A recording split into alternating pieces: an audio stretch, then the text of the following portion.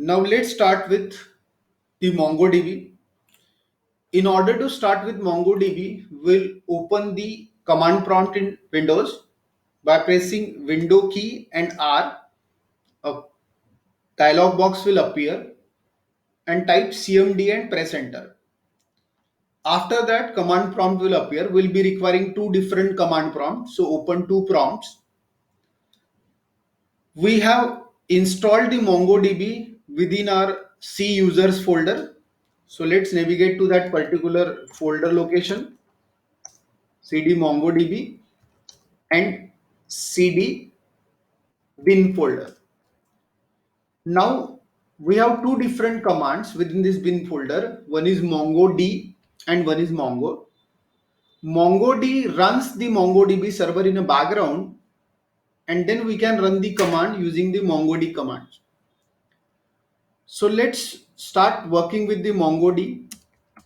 In order to run the MongoDB server, you need to type this command MongoD and press enter. This command works only if the folder location available for storing the MongoDB data. By default, MongoDB stores the data within C drive, data folder and DB folder. If that folder is available, then MongoDB will work. If not, it won't. So what you need to do is you need to create a folder within that location before working with MongoDB. So make sure that you have this folder available within your Windows application, and then only MongoDB command will work. But if you don't want to store your MongoDB data within this specific folder, you can mention another folder as well. For doing that, while working with MongoDB command, you need to specify --db path and specify the path of the database where the folder where you want to keep the database.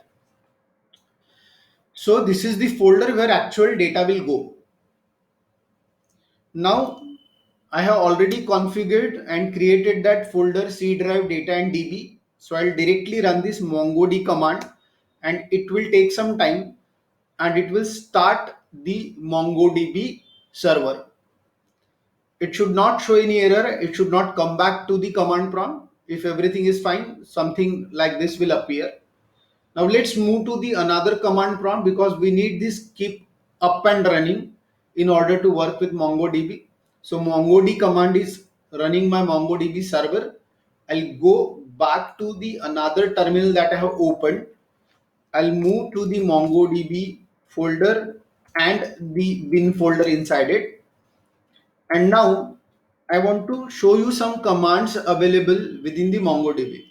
So in order to run commands on MongoDB, you need to go for Mongo command.